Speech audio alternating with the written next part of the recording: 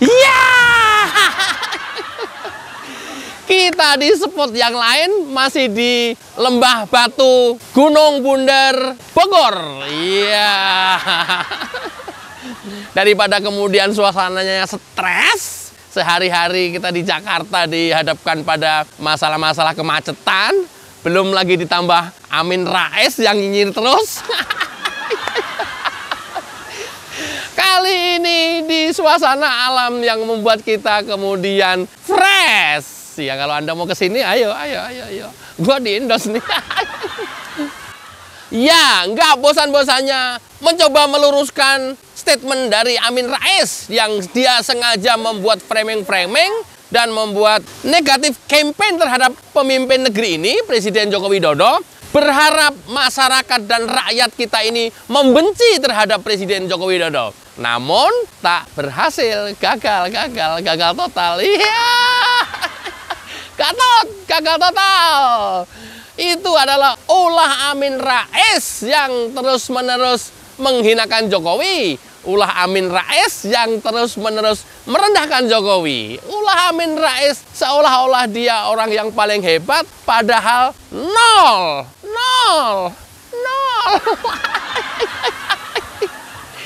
Di otaknya nggak ada isinya tentang strategi negara. Di otaknya ada profesor politik, tapi nol. Otakmu nol, Min. Oke, seperti apa videonya? Cekidot. Itu lantas bisa kemudian jalan keluar enak saja tanpa melewati proses hukum yang adil. Ya. Dan saya yakin sekali setelah 20 Oktober nanti Jokowi memang bukan siapa-siapa. Apalagi mengharapkan belas kasihan kepada pimpinan yang... Amin berharap setelah tanggal 20 Oktober besok Jokowi dikecerek. Tahu ya dikecerek ya? Dikecerek itu diborgol, kemudian masuk dalam bui. Itu harapannya wong gendeng. Wong gendeng. Ya.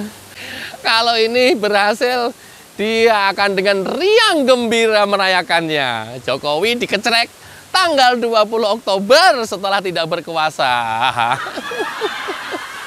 Otakmu kosong melompong, Min. Aduh. Oke, yang kedua harapannya adalah... Tapi saya lihat dari kata-kata Mas Faisal Basri, Yusuf Kala sendiri, dan tokoh-tokoh yang lain, andai kata nikel kita itu tidak kita hilirisasi ke daratan Cina, kita masak sendiri, smelternya ada di Indonesia, itu at least 450 triliun. Jadi bisa-bisa 900 triliun kalau di manage sendiri. Nah, jadi saya kira kalau ini kita sadari, ya, kita kelola sumber daya alam kita sendiri yang menjadi anugerah Allah untuk bangsa kita ini, maka mungkin ya tidak berlebihan kalau saya katakan kesejahteraan rakyat Indonesia bisa lipat 3-4 kali dibandingkan yang sekarang ini. Karena kekayaan alam kita tidak lari ke luar negeri, ya, ke berbagai negara-negara asing itu. Nah, jadi saya tetap optimis ya, bahwa pasca Jokowi nanti ya, akan ada sebuah trajektori baru, trase baru politik ya, dan juga ekonomi, bahwa Allah memberikan keadaan alam di hutan maupun di bawah permukaan tanah itu tentu dimasukkan untuk bangsa Indonesia. Yang pertama adalah bangsa Indonesia sendiri. Adapun orang asing ya boleh ikut menikmati itu, tetapi tentu sesuai dengan aturan kita, bukan sebaliknya mereka mengatur kita. Ya, yang kedua Amin Rais berharap dan percaya yakin sekali kepada JK, ya, Yusuf Kala dan Faisal Basri, almarhum barusan kemarin. Mudah-mudahan diampuni segala dosa-dosanya dan diterima di sisi Allah Subhanahu wa taala segala amal buatannya. Selalu masih percaya ke statement dua orang ini tentang hilirisasi. Dia bilang seandainya hilirisasi itu tidak dibawa ke China, dan Indonesia akan memperoleh keuntungan yang berlipat-lipat sampai dengan 900 triliun. Wong gendeng. Weh, Min, gendeng lu ya? Ya hilirisasi tak memang di Indonesia. Hilirisasi kok dibawa ke Cina gimana? Hilirisasi itu, Min, diolah di Indonesia. Bahan mentah mungkin menjadi bahan setengah jadi. Itu diolah di Indonesia. Setelah setengah jadi atau menjadi jadi, baru diekspor ke China dan negara-negara lain. Itu hilirisasi. Lah kalau bikin smelternya di Cina, kok kamu bilang hilirisasi? Itulah yang tadi gua sebut nol. Ternyata Amin profesor otaknya nol. Otaknya nol. Amin Rais profesor otaknya nol.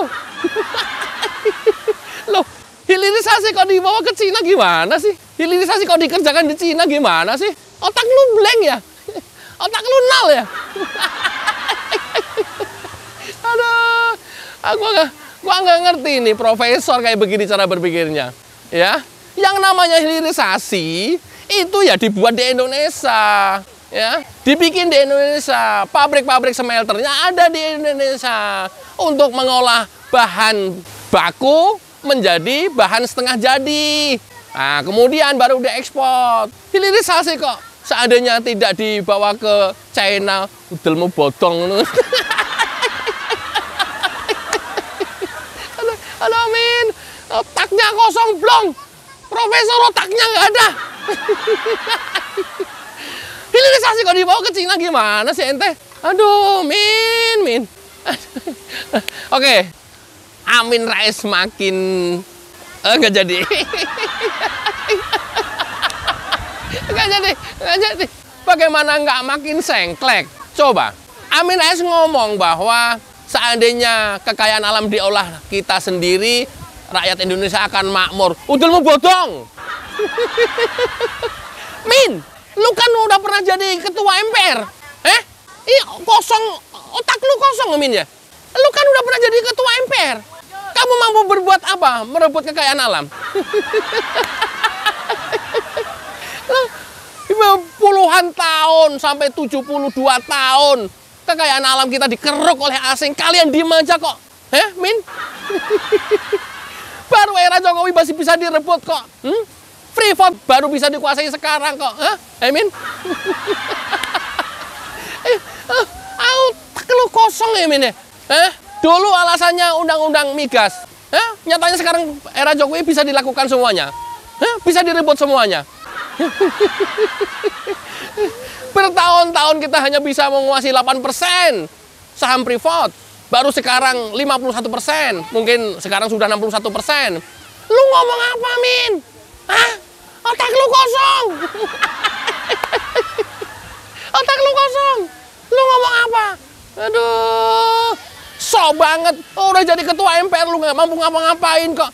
Ngomong kekayaan alam, dikuasai asing, dikeruk asing, dibawa ke luar negeri. Alamak, delmu bodong.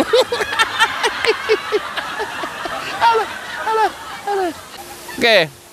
Jadi kita memang tidak sabar kira-kira ya istilahnya untuk segera melihat 20 Oktober supaya kita membuka sekali lagi lembaran baru negara kita ini yang mudah-mudahan bisa cepat pulih kedaulatan kita. Saya tetap optimis dan kita semua harus optimis. Mudah-mudahan ya segera 20 Oktober datang, kemudian kita akan bersama-sama bersatu mendukung ya, pimpinan nasional yang baru. Memang ada orang yang nggak suka Jokowi, tapi juga nggak suka Prabowo sama-sama gitu, dengan segala alasan. Tapi ini lantas jadi nihilis ya. Kalau saya lebih realistis ya, kita pimpinan yang baru yang jauh lebih unggul pemikirannya, jauh lebih dahsyat ilmunya. Sehingga kalau saya melihat itu, misalnya ada video di TV itu ya bahwa Pak Jokowi mengenalkan Pak Prabowo kepada tokoh-tokoh internasional itu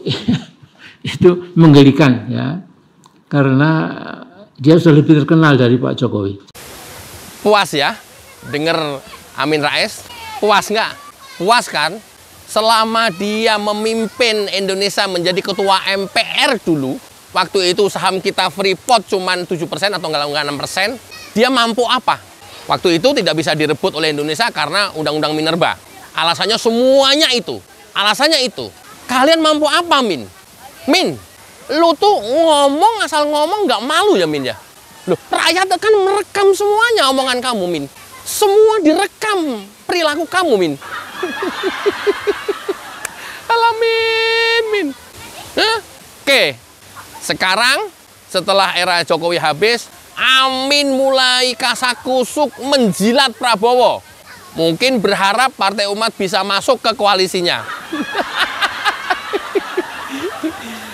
Dia bilang pemerintahan Jokowi akan selesai di 20 Oktober dan akan dikecerek. Selanjutnya akan dilanjutkan oleh Prabowo yang akan jauh lebih bagus, jauh lebih bersih dibanding pemerintahan Jokowi. Iya, nggak apa-apa, bagus. Karena memang Prabowo diharapkan meneruskan semua fondasi yang sudah diletakkan dengan benar oleh Jokowi.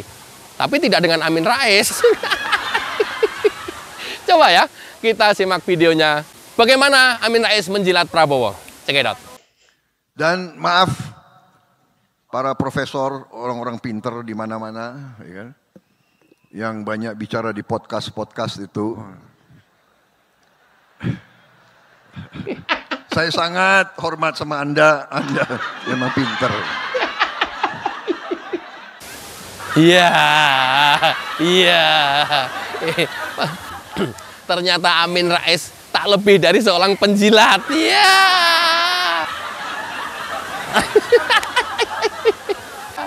Tak lebih dari seorang provokator. Iya. Dia hanya bisa memprovokasi rakyat dan dia hanya bisa menjilat-jilat Prabowo. Alah, emang lu pikir nanti setelah Prabowo dilantik akan mengajak Partai Umat? Ya enggak lah. Emang lu pikir nanti akan ngajak Amin Rais? Ya enggak lah. Udah terbukti Prabowo 2 periode pemilihan pilpres ikut di ekosistem kamu, enggak berhasil, malah menjadi pecundang. Ya sekarang nggak mau lagi ide ekosistem kamu, pindahlah ke ekosistem Jokowi. Begitu pindah ke ekosistem Jokowi karena memang benar, ya sekarang Prabowo juga jadi benar. Dan ini memang sesuai dengan karakter Prabowo. Coba kalau masih bergabung dengan Amin Rais, coba masih bergaul dengan Amin Rais, rusak lah. Loh, rakyat kan merekam itu semua. Rakyat kan memorinya tersimpan peristiwa itu semuanya, Min. Bukti bahwa Prabowo moh lagi sama Amin Rais. Prabowo bilang, itu tuh profesor yang kerjaannya podcast terus itu tuh. Ini emang bukan lagi nyindir, nunjuk hidung. Cuman nggak sebut nama aja. Siapa yang demen podcast? Kalau nggak Amin Rais satu, yang kedua Refli Harun karena profesor, itu kan yang aktif terus. Yang paling pasti Amin Rais lah. Itu tuh profesor, mohon maaf ya, yang kerjaannya podcast terus.